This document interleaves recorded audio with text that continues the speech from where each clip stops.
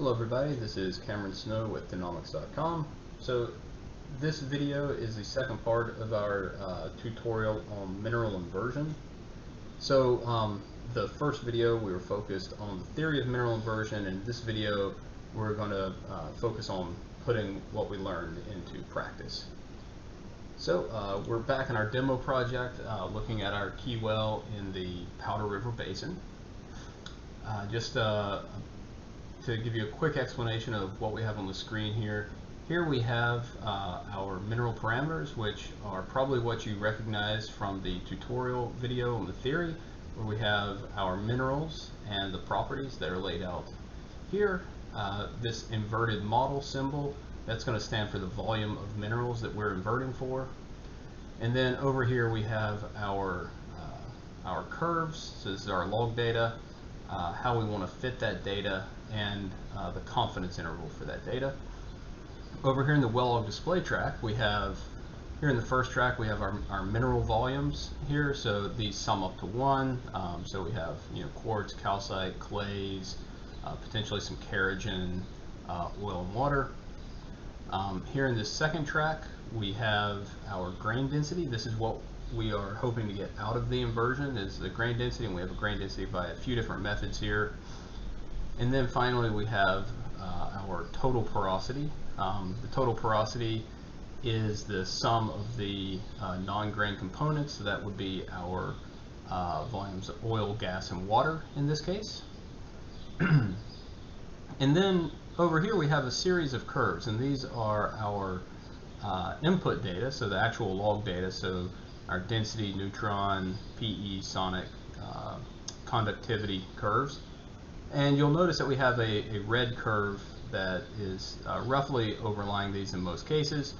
That is our predicted curve. So if you remember, once we do the mineral inversion, we know the volumes, we can predict what those output curves should be.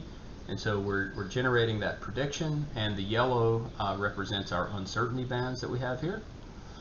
And then you'll also notice that we have VCLA and TOC put in here. I will touch on those a bit more in a few minutes, but we try to analyze those the same way. We have our input VCLA and we have our outputs, and so that's what we're trying to match. So let's just start off here with some of the mineral properties. This is probably the most important thing to set up. So as I mentioned in the theory video, what it is you want to try and do is you want to establish a mineral model that captures most of the minerals that are present in your rock. So in this case, we're looking at lower shore face sands. We know these have quartz and clays in them. We know we have water in the system. We know this is an oil system as well, so no free gas in this particular area we're looking at. And we also know that there's a fair amount of calcite in the area. Now, if we had additional minerals like dolomite and pyrite, we could turn those on if we felt like we needed them. Also, if we needed to include other minerals, we have a number of choices here, such as feldspars, anhydrites, gypsum, salts. So there's really any number of minerals that you could include in here. But you want to try to keep that list as short as possible, because if you try to solve for too many minerals at once, you're going to be in a very underdetermined system, and the mineral volumes that you get out are not going to be as meaningful. So the solution isn't going to have as much meaning to it. So you want to try and keep this list as short as possible, so don't add anything that you don't need. The other thing to note here is mineral inversion works best when you have the most log data. And on the log data front, so we have our density data here. So density is probably one of the most important curves for us to achieve a good fit on, because that's what's going to be driving our grain density ultimately.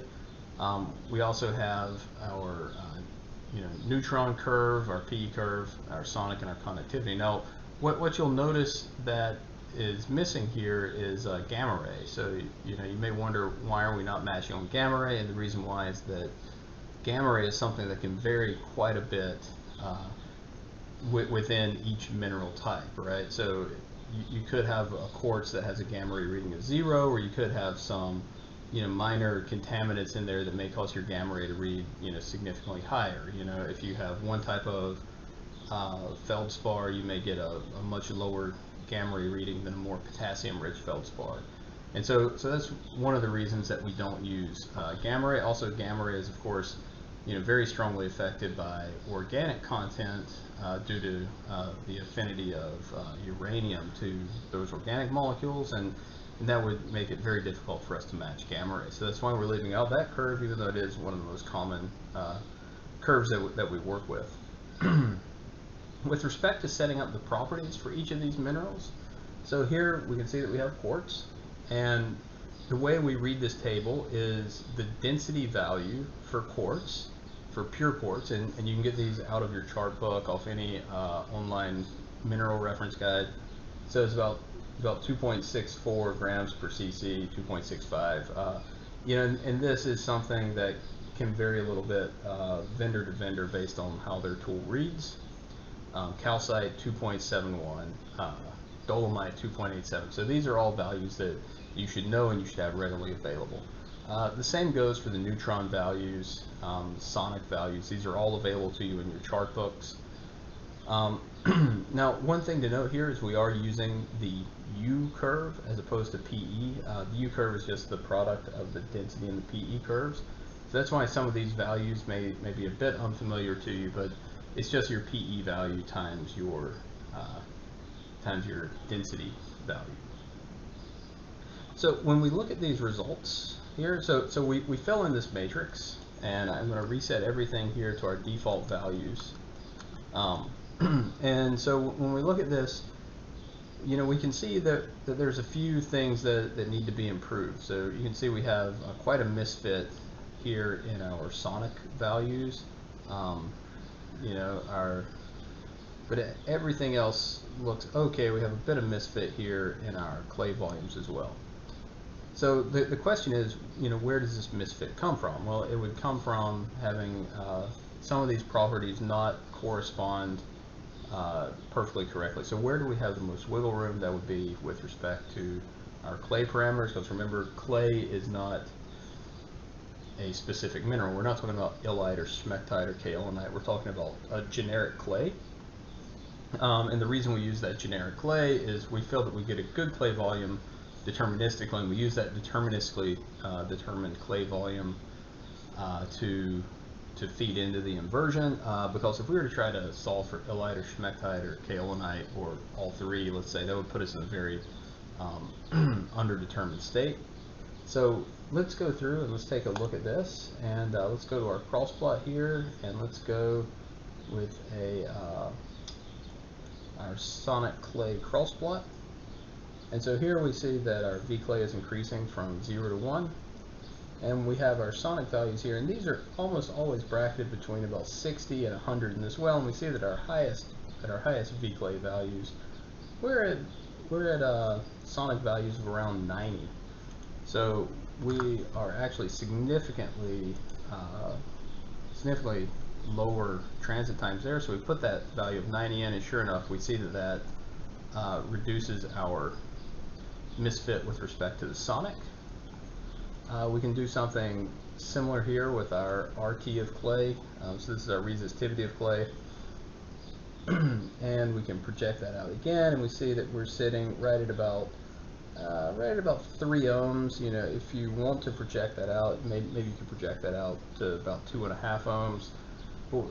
And remember, since we're dealing with conductivity instead of resistivity, that's the reciprocal, so it's 1 over the resistivity times 1,000. So that would be a value of about, now let's say that value is about 3, so we're going to put 333 in there. And now we'll see our conductivity curve make a slight adjustment and get a slightly better fit through that area. Okay, so now what else do we need to adjust? Let's take a look at our neutron value. So let's look at our, let's say our neutron density cross plot, and we see that our clay values out here somewhere around 40, maybe 45. So we could actually come in here and update that. Okay, and that may actually have been a bit too aggressive of a change there, so I'm just going to drop that back down to about 40. And you can go through it and you can set all of your parameters this way for the clay volume. So it's important that we try to get that understanding of each of these clay properties, so we can try to optimize the match here between our input and our output curves. And so, you know, what you'll see is that every time you make this modification, we're seeing a change here in our mineral composition. And in this case,